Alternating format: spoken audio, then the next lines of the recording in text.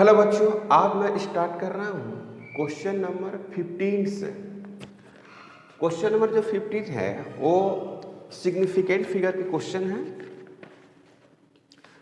The area of rectangular field in metre square of length 55.3 metre and breadth 25 metre after rounding off the value four correct significant figure is. यहाँ पर लिखा हुआ है कि जो length है इसका वो दिया हुआ है 55.3 और जो इसका ब्रेथ है वो क्या है 25 मीटर। इस तरह से दिया हुआ है। तो लीस्ट सिग्निफिकेंट फिगर कौन है? 3। 2 सिग्निफिकेंट फिगर है। सिग्निफिकेंट फिगर और ये जो है आपको 3 सिग्निफिकेंट फिगर है। पहली बात तो इसका एरिया निकालेंगे तो हम लोग को मल्टीप्लाई करना पड़ेगा और क्या लिखना पड़ेगा? L इंटू बी लिखना पड़ेगा। करेक्ट। तो इसका एरिया जो होगा वो L मतलब कि 55.3 इंटू 25 और मीटर स्क्वायर में हो जाएगा। ये भी मीटर में है। क्लियर? तो आपने पढ़ा है कि जब हम मल्टीप्लाइकेशन करते हैं तो उसमें लिस्ट सिग्निफिकेंट फिगर देखते हैं। तो फाइनल जो आंसर होगा वो लिस्ट सिग्निफिकेंट फिगर में होगा। याद रखें, जब आप मल्टीप्लाइकेशन करते हैं और डिवाइडेशन करते हैं तो आप ये देखते हैं कि लिस्ट सिग्निफिकेंट फिगर कौन है। तो देखो भाई, ये 3 सिग्निफिकेंट फिगर है और ये 2 सिग्निफिकेंट फिगर है। तो आपका जो आंसर होना चाहिए वो लिस्ट सिग्निफिकेंट फिगर में होना चाहिए। तो लिस्ट सिग्निफिकेंट होना है 2 है, तो 2 सिग्निफिकेंट फिगर में आपका आंसर होना चाहिए। क्लियर है? ये कंसेप्ट कब यूज करते हैं? जब आप मल्टीप्लाइकेशन करते हैं और डिवीजन करते हैं। क्लियर है? एडिशन और सब्ट्रैक्शन में क्या करते हैं? एडिशन और सब्ट्रैक्शन में जब करते हैं कि जब लिस्ट दशमलव के बाद जो लिस्ट नंबर रहता है उसी के टर्म में आप आंसर लिखते हैं। क्लियर है? तो अब इसको मल्टीप्लाई करेंगे। अगर आप यहाँ पर रफ में करते हैं 55.3 इंटू 25 से अगर मल्टीप्लाई करते हैं तो 5 इंटू 3 15 हो जाएगा, तो ये 5 हो जाएगा। अब 5 इंटू 5 25, तो 26 हो जाएगा। और फिर ये हो जाएगा 27 हो जाएगा। ये हो गया 6 हो गया और ये 10 और ये हो गया 10 हो गया, 1 11 हो गया। देख रहे हैं? ऐसे हो गया। तो ये हो गया 5 और 6 6 2 12 हो जाएगा, 7 8 हो जाएगा और ये हो गया 3 हो गया और ये हो गया आपका 1 हो गया। ऐसे हो गया। और कितने दशमलव लगाना होगा? इतना लगाना होगा। यानी आप इसको जब मल्टीप्लाई किए हैं तो 1 आया, 3 8 आया, 2 आया और 0.5 आया। तो ये कितने सिग्निफिकेंट हो गया? देख रहे हैं कितना सिग्निफिकेंट हो गया? ये सिग्निफिकेंट आपको हो गया 5। ये 5 सिग्निफिकेंट फिगर हो गया। तो इसमें तो आंसर होगा नहीं, आंसर ये नहीं होगा। मल्टीप्लाई कर दिए तो आंसर आपको 2 सिग्निफिकेंट फिगर में लेकर आना होगा सवाल को। समझ में आया बात? तो आपको ऑप्शन में अगर देखिएगा, आप ऑप्शन में एक ऑप्शन में दिया हुआ है, देखिए पहले ऑप्शन इसका देखिए। पहला जो ऑप्शन है वो दिया हुआ है 138 इंटू 10 टू द पावर 1। पता है इसको क्या बोलते हैं? इसको क्या बोलेंगे? 3 सिग्निफिकेंट फिगर है। तो ये भी आंसर नहीं होगा। बी में देखिए क्या लिखा हुआ है, 1 3 8 और 2 लिखा हुआ है। तो ये कितना हो गया? 4 सिग्निफिकेंट फिगर हो गया बच्चों। तो ये भी आंसर नहीं होगा, है ना। सी में पता है क्या लिखा है? सी में लिखा है 1 3 8, ये पूरा लिख दिया है 1 3 8 2.5। तो ये कितना है? 5 सिग्निफिकेंट फिगर में है। तो ये भी आंसर नहीं होगा। और डी में देखिए क्या लिखा हुआ है 1 4 इंटू 10 टू द पावर 2, ये होता है आपको 2 सिग्निफिकेंट फिगर। तो आंसर क्या होगा? 2 सिग्निफिकेंट फिगर में होगा। पावर को काउंट नहीं करते हैं, पता है ना। तो देखिए 1 दशमलव यहाँ लाइएगा, फिर 1 दशमलव यहाँ लाइएगा, तो ये हो जाएगा पता है कितना? 1, इसको क्या लिख सकते हैं? 13.825 और 10 टू द पावर यहाँ पर लिखिएगा 2, 1.2 1 2, तो यहाँ पर 10 टू द पावर 2 लिख दिया। अब कह रहा है कि राउंड अप करना है। राउंड अप करना है तो कितना में करना है? टू सिग्निफिकेंट फिगर में, तो इस 8 को हटा देंगे इधर से सारे वैल्यू, तो ये 4 हो जाएगा ना, तो 14 × 10⁻², यही आंसर होगा। समझ में आया बात? तो आंसर कौन सा है बच्चों? डी है। काफ़ी इंपॉर्टेंट था, और इसमें बहुत सारे मैंने आपको रूल भी बताया है ना भाई, बहुत सारे रूल बताया ना। तो ये बहुत इंपॉर्टेंट क्वेश्चन था, ऐसा क्वेश्चन आता है, समझ गए? तो मल्टीप्लाइकेशन में क्या ध्यान रखना है कि आंसर जो होना चाहिए वो लीस्ट सिग्निफिकेंट फिगर में होना चाहिए भाई। Answer should be least significant figure. याद रखेंगे कि जो भी आपका आंसर होगा वो लीस्ट सिग्निफिकेंट फिगर में होगा। एक और सवाल है, बढ़िया सवाल है ये भी, 16 number, question number 16।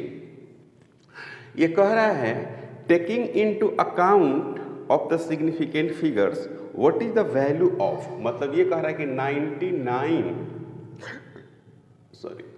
9.99 metre minus 0.0099 metre, इसका क्या वैल्यूज होना चाहिए। तो देखो भैया ऑप्शन ए में जो है, ऑप्शन ए है वो है 9.9801 मीटर। ऑप्शन अगर बी को हम देखें तो यहाँ पर लिखा हुआ है 9.98 मीटर, और सी ऑप्शन में अगर देखा जाए तो लिखा हुआ है 1382.5 मीटर। अगर डी ऑप्शन में देखा जाए तो लिखा हुआ है 9.9 मीटर। अब सवाल यहाँ पर ये है कि जो घटाव का जो नियम है, जो सब्ट्रैक्शन का नियम है, एडिशन का नियम है, वो है क्या। एडिशन का नियम ये है कि जैसे मान लें कि यहाँ पर 1.2 है, यहाँ पर 1.238 है प्लस 1.6862, ऐसे कुछ अपना वैल्यू जाए। तो इसमें ये देखना रहता है, यहाँ पर दशमलव के बाद 1 नंबर है, यहाँ पर दशमलव के बाद 2 नंबर है, और यहाँ पर दशमलव के बाद कितना है, बाबू 4 नंबर है। तो जो आंसर होना चाहिए, जो आपका आंसर फाइनल आना चाहिए, वो दशमलव के बाद 1 अंक आना चाहिए। यहाँ पर सिग्निफिकेंट नहीं देखते, लिस्ट सिग्निफिकेंट नहीं देखते, हालांकि आंसर इसी रूप में रहेगा लिस्ट सिग्निफिकेंट, लेकिन यहाँ पर सिग्निफिकेंट नहीं देखते हैं। यहाँ पर दशमलव के बाद नंबर काउंट करते हैं, कितना नंबर है। तो दशमलव के बाद जितना ही कम नंबर होगा आंसर उसी में होगा। अब देखो भाई यहाँ पर दशमलव के बाद कितना अंक है, 2 अंक है, तो आपका जो आंसर होना चाहिए वो दशमलव के बाद 2 अंक में होना चाहिए, क्योंकि यहाँ पर दशमलव के बाद 4 अंक है। तो दशमलव के बाद 4 अंक है, तो ये आंसर नहीं होना चाहिए। आंसर कौन होना चाहिए, ये वाला होना चाहिए, दशमलव के बाद 2 अंक वाला। तो देखो भैया दशमलव के बाद 4 अंक यहाँ पर, आंसर पहले ही गायब। यहाँ पर देखो दशमलव के बाद 2 अंक है, तो आंसर यही होगा। ये दशमलव के बाद देखो 1 अंक है, तो आंसर नहीं होगा। यहाँ पर देखो दशमलव के बाद, यहाँ पर देखो, हाँ माने कि यहाँ पर 9.9 मीटर है, तो ये भी नहीं होगा, है ना। तो दशमलव के बाद इसमें देखना है कि कम, तो कम का मतलब ये नहीं है कि देखो भैया ये कम है, ये तो 1 ही अंक है, तो ये भी आंसर नहीं होगा। इसमें देखना है तो दशमलव के बाद आपका 2 ही अंक रहना चाहिए। बात समझे कि नहीं समझे, सिर्फ 2 अंक रहना चाहिए दशमलव के बाद। तो कौन होगा, घटा के भी देख लो, अगर इसमें से आप घटाओगे इसमें से इसको, तो आपको कितना आ जाएगा, यही आंसर आएगा, यानी बी होगा सिंपली। समझ में आ रहा है बात, नहीं आ रहा है, समझ में आई या नहीं आई। तो आप अगर इसको घटाएंगे तो आपका आंसर यही होगा, है ना। सिंपली अगर आप घटाना चाहते हैं तो सिंपली आंसर अगर यही होगा 9.99 में, है ना। अगर इससे आप घटाना चाहते हैं तो 0.00 है ना 99, तो यहाँ पर आप इस तरह से कर सकते हैं, है ना। और इसको यहाँ भेजेंगे तो ये हो जाएगा 10 में से 9 जाएगा तो कितना बचेगा, 1 बचेगा, ठीक है। यहाँ पर हो जाएगा 9 में से 0 हो जाएगा, ये हो जाएगा कितना, 8 हो जाएगा, ये हो जाएगा 9 हो जाएगा, ये 9 हो जाएगा। और दशमलव के बाद 2 ही अंक रखना है, तो दशमलव के बाद 2 ही अंक रखेंगे तो 998, अब बाकी को क्या कर दे, उड़ा देते हैं, तो ये आंसर हो गया। तो ये आपका आंसर है। तो सिंपल है, रूल आपको समझ में आनी चाहिए। मल्टीप्लाइकेशन डिवीजन एक रूल में चलता है, एडिशन सब्ट्रैक्शन एक रूल में चलता है। क्लियर है, यहाँ तक कोई डाउट, ओके। मेंशन आपको दिया हुआ है 17 नंबर क्वेश्चन की, ml t के पावर -2 और -2 एम्पियर है, एम्पियर है ना। तो कह रहा है कि ये किसका डायमेंशन है, कौन सा फिजिकल क्वांटिटी का डायमेंशन है। इसमें ऑप्शन में दिया हुआ है मैग्नेटिक फ्लक्स, बी में दिया हुआ है सेल्फ इंडक्शन, और सी में दिया हुआ मैग्नेटिक परमिबिलिटी, और डी में दिया हुआ इलेक्ट्रिक परमिटिविटी। तो देखिए मैग्नेटिक फ्लक्स की अगर आप बात करें, मैग्नेटिक फ्लक्स, तो इसका फॉर्मूला लिखिएगा φb = b × a। अब इसका b मैग्नेटिक फील्ड है, a एरिया है। इसका अगर आप डायमेंशन की बात करते हैं तो ये है आपको सेल्फ इंडक्टेंस, सेल्फ इंडक्टेंस। तो मैं कितने बार क्वेश्चन को सोल्व किया है, इसको सेल्फ इंडक्टेंस को एल बोलते हैं, मैं बहुत बार क्वेश्चन सोल्व किया है, तो मुझे ये मालूम हुआ है कि इसका सेल्फ इंडक्टेंस का ही होगा। जैसे कि यहाँ पर लिखते हैं हम लोग φb बराबर लिखते हैं Li, ऐसे ही फॉर्मूला लिखते हैं, यही सेल्फ इंडक्टेंस है। तो L जो होगा वो होगा क्या, φb / I हो जाएगा, ठीक है। तो यहाँ पर φb का लिखिएगा तो b × क्या लिखिएगा, a लिखिएगा और / I लिखिएगा। a फॉर एरिया है और यहाँ पर a फॉर करेंट है, एम्पियर। तो b का क्या लिखिएगा, F बराबर QVB होता है। तो b बराबर क्या होगा, b बराबर आपको हो जाएगा F / Q और फिर क्या होगा V × A / I। अब इसको यहाँ से लिखिएगा, यहाँ पे तो इसको लिखिएगा mLT⁻²। क्लियर है। इसको लिखिएगा तो क्या लिखिएगा, IT लिख दीजिएगा, चार्ज का Q बराबर IT। अब V को लिखिएगा तो क्या लिखिएगा, LT-1 लिखिएगा, ठीक है। तो यहाँ पर इसका ये डायमेंशन हो गया, देख रहे हैं, ये हो गया। तो ये भी तो आंसर नहीं है, ये भी आंसर नहीं है, और इसको आप सोल्व करोगे ना तो ये भी आंसर नहीं होगा। ये आसान है, ये थोड़ा कठिन टाइप का था। तो यहाँ पे जो है इसको ऐसे भी लिख सकते हैं, mL⁻², T⁻² और A⁻², ऐसे आप लिख सकते हैं, इसमें कोई डाउट नहीं। यहाँ पर आप ऐसे आराम से लिख सकते हैं। ओके, अब जरा देखिए, ये हो गया आपका, ये हो गया मैग्नेटिक फील्ड का। तो इसको अगर आप सोल्व करेंगे इसको तो कैसा होगा, μ0 I/2r होता है ना। तो μ0 = b × 2r डिवाइडेड कितना होता है, I होता है। तो यहाँ पर μ0 का अगर डायमेंशन लिखें तो लिखना पड़ेगा b का डायमेंशन, और फिर किसका लिखना पड़ेगा, r का डायमेंशन, और फिर किसका लिखना पड़ेगा, I का डायमेंशन। तो μ0 का डायमेंशन हो गया, b का डायमेंशन क्या हो जाएगा, b का डायमेंशन होगा mT-2 और I⁻⁻1, r का क्या होगा, l हो जाएगा, और फिर नीचे में क्या है भाई, I। तो इसको सोल्व करेंगे तो क्या होगा आपको, mLT⁻² और I⁻²। इसको लिख सकते हैं क्या, mLT⁻² और A⁻²। A फॉर एम्पियर है, चाहे I लिखिए, ऐसे ही होगा, है ना। तो इसमें क्या है भाई, जिसको याद रहेगा वो बना सकता है। तो इसमें ऑप्शन जो है यही न लाना था, तो ये किसका है, मैग्नेटिक परमिबिलिटी का है, यानी ऑप्शन जो है वो सी ऑप्शन सही है। डी ऑप्शन परमिटिविटी का है ना भाई। तो इसमें कोई बड़ी बात नहीं है, इसमें जो जानता है फार्मूला वो लिख देगा, इसमें ऐसा कोई दिमाग लगाने वाला बात नहीं है, बस जानकारी होनी चाहिए। ओके, अब उसी तरह से मैं बात करता हूँ क्वेश्चन नंबर 18 का। तो क्वेश्चन नंबर जो 18 है वो भी काफ़ी इम्पोर्टेंट क्वेश्चन है, उसको हम लोग पहले बात करेंगे।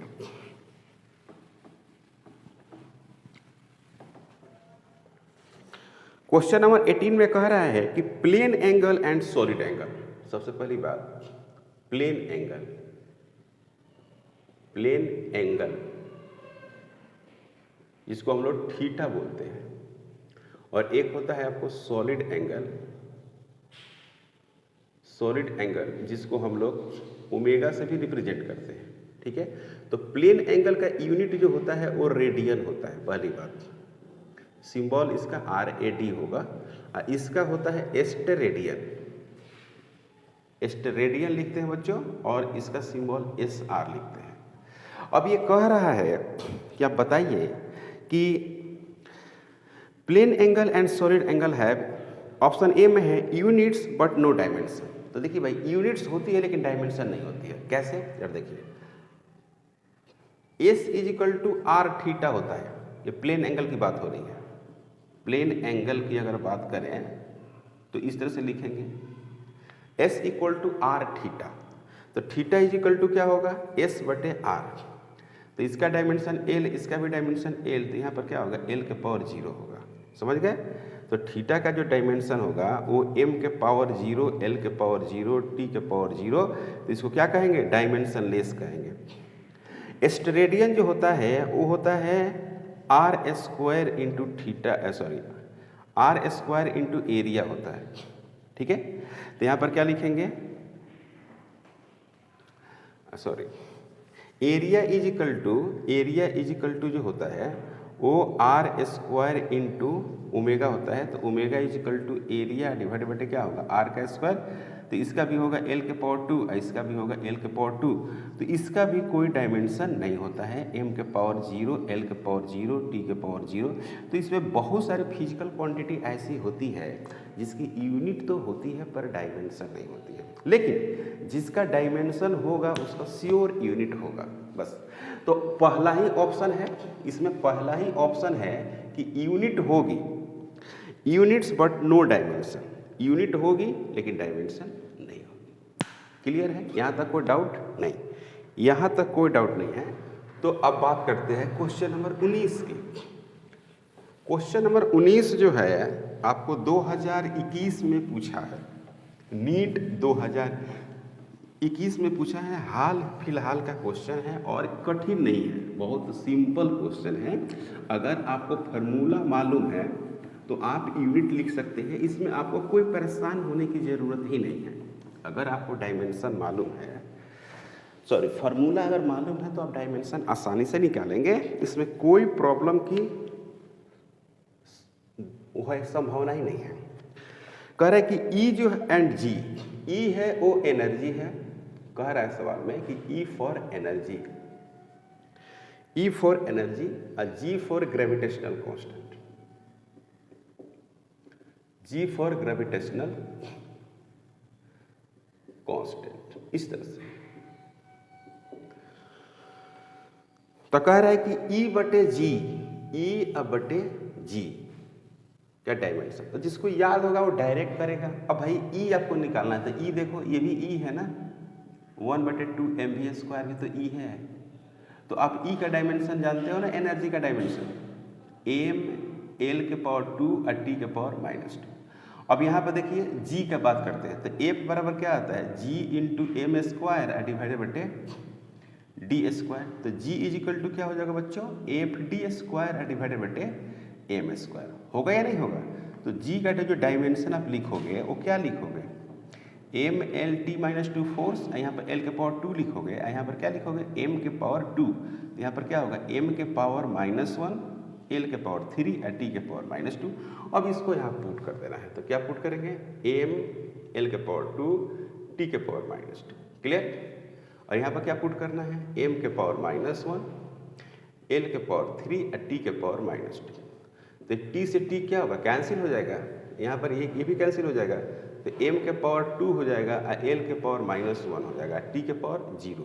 अब ऐसा देखना है कि कहाँ ऑप्शन है, e बटे जी, तो हो गया e बटे जी। तो ऑप्शन ए में है m के पावर 2 और l के पावर -2 और t के पावर -1, तो ये नहीं होगा। ऑप्शन बी में है m के पावर 2 और l के पावर -1 और t के पावर 0, तो ऑप्शन यही होगा ना, बी। हो तो गया, इसमें कुछ भी नहीं है, इसमें कोई दम ही नहीं है क्वेश्चन में। क्वेश्चन नंबर 20 में कह रहा है, क्वेश्चन नंबर 20 जो है वो कह रहा है कि स्ट्रेस का डायमेंशन क्या होगा, स्ट्रेस का। तो हम लोग पढ़ते हैं ना कि स्ट्रेस जो होता है एक्चुअली वो फोर्स बटे क्या होता है, एरिया होता है। यानी कहने का मतलब ये हुआ कि प्रेशर होगा, प्रेशर, तो जो प्रेशर का होगा वही स्ट्रेस का भी होगा, है कि नहीं? बात समझे कि नहीं समझे? जो प्रेशर का होगा वही किसका होगा, स्ट्रेस का होगा।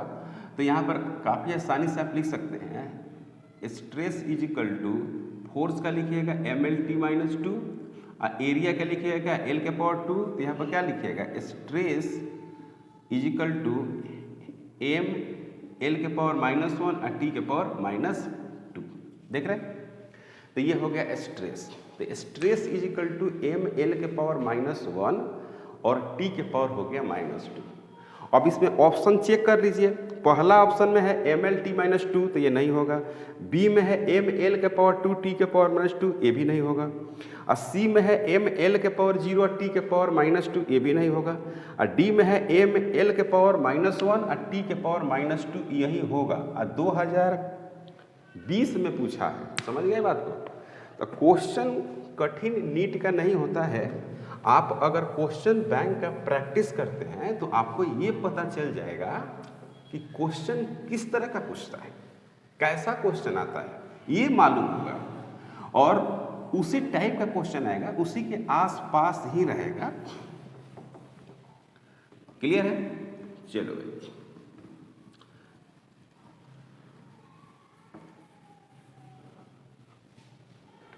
अब देखो नेक्स्ट जो क्वेश्चन है वो 21 क्वेश्चन है। तो ये कह रहा है कि the pair of quantities having the same dimension is, मतलब कि कौन सा पेयर्स है जिसका डायमेंशन सेम होगा। तो पहला है इम्पल्स और surface tension, impulse and surface tension, impulse and surface tension, ये आपको चेक करना है, ठीक है, इम्पल्स एंड सरफेस टेंशन। तो इम्पल्स जो होता है, इम्पल्स होता है वो होता है, आपको आई इसका सिंबल दे देते हैं, एफ इंटू टी होता है, कई फार्मूला होता है। तो आई का अगर हम डायमेंशन देखें तो इसका हो गया mL/t-2, इसका क्या हो गया कैपिटल टी, तो ये डायमेंशन होगा mL/t⁻⁻1, ये हो गया इम्पल्स का डायमेंशन। सरफेस टेंशन में जो होता है वो एस लिखते हैं, फोर्स बटे लेंथ लिखते हैं, तो इसमें हो गया mL/t-2 डिवाइडेड बटे एल, तो ये आ जाएगा कितना mL⁻0 और t⁻−2, जो बिल्कुल ही गलत है, ऐसा नहीं होगा। बी की अगर हम बात करें, बी की एंगुलर मोमेंटम एंड वर्क, तो एंगुलर मोमेंटम हमको एल लिखते हैं, तो इसको लिखते हैं एम, वी और आर। तो एम को तो एम लिखना है बिल्कुल, और वी को क्या लिखना है L/-1 लिखना है, इसको एल लिखना है, तो ये हो गया mL⁻2 और t⁻−1, ये हो गया आपका एंगुलर मोमेंटम।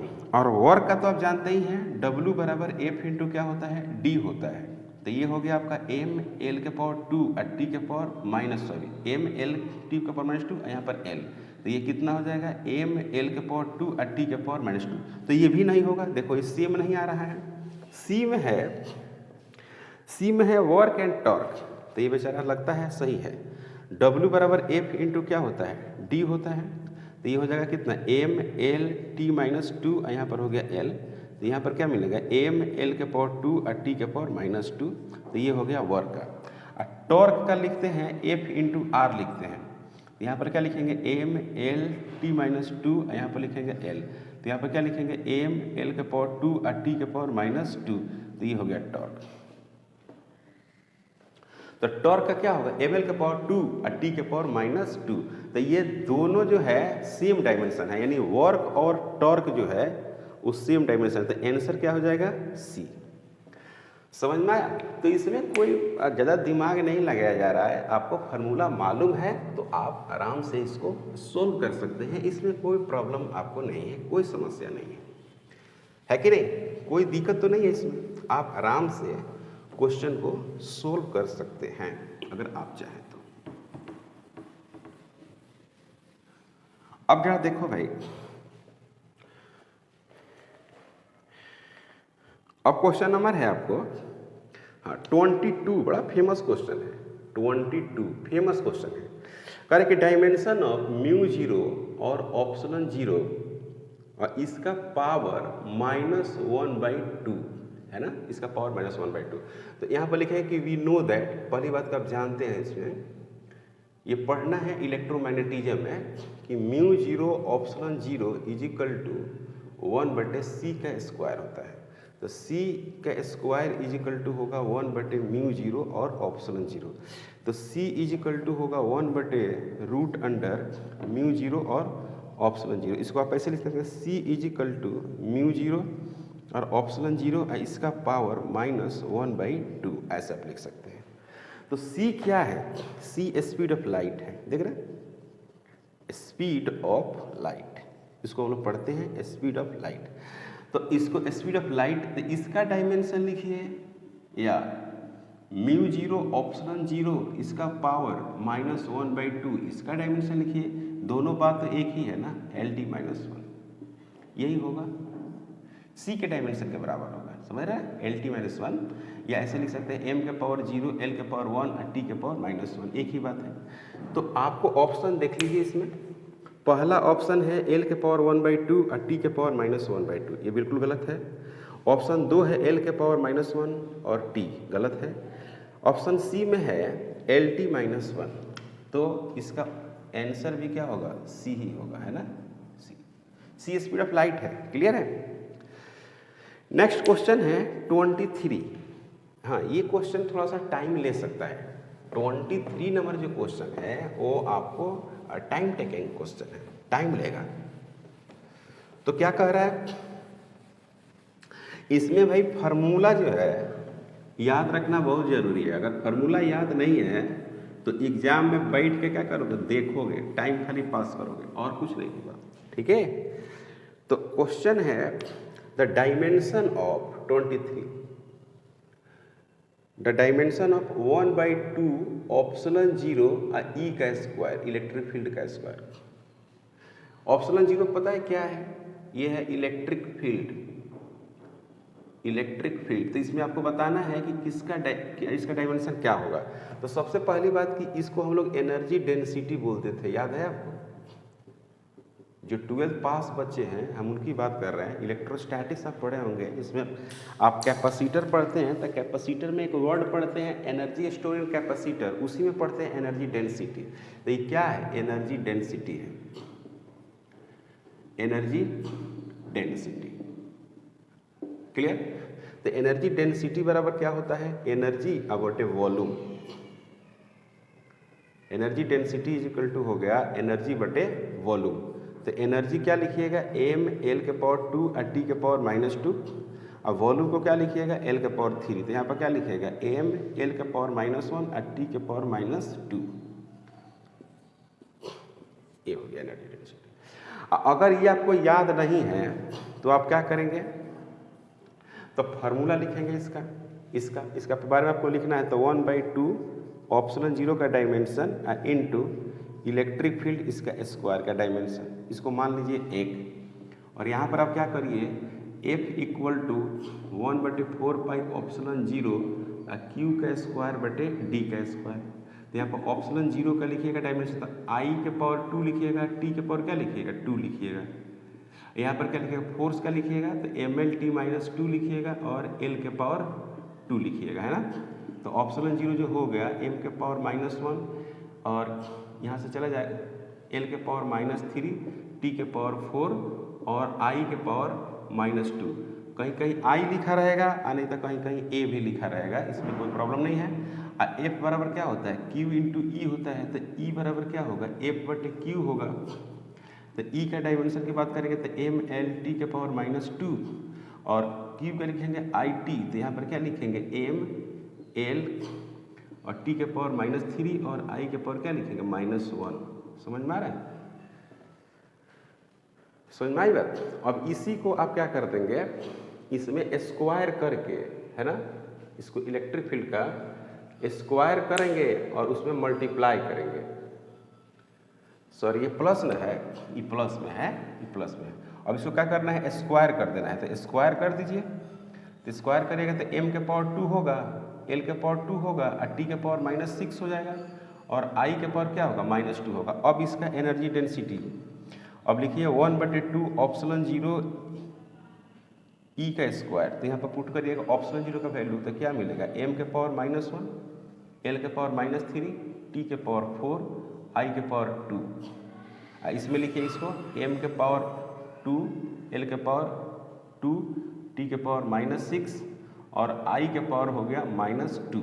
देख रहे हैं i के पावर क्या है, i के पावर -2 मल्टीप्लिकेशन में है, तो ये और ये कैंसिल हो गया। ओके, यहाँ से एक m बच जाएगा, m के पावर -1 है, m के पावर 2 है, l के पावर -3 है और l के पावर 2 है, तो l के पावर -1 बचेगा और t के पावर 4 है और t के पावर -6 है, तो t के पावर क्या बचा, -2 बच गया। और देखिए क्या आया है यहाँ पर, m के पावर 1 l के पावर -1, m के पावर 1 l के पावर -1 और t के पावर 2 मेथड से बना सकते हैं इसको, है कि नहीं। लेकिन एनर्जी डेंसिटी का जो फार्मूला याद है तो आप जल्दी बना सकते हैं और काफ़ी आसानी से सोल्व कर सकते हैं। समझ में आया बात, नहीं आया, समझ में आई बात। और क्वेश्चन नंबर 24, तो 24 नंबर क्वेश्चन जो है उसमें चेक करके आपको बताना है। ये कह रहा है कि आप चेक करते जाइए और बताइए कि जैसे यहाँ पर लिखा हुआ है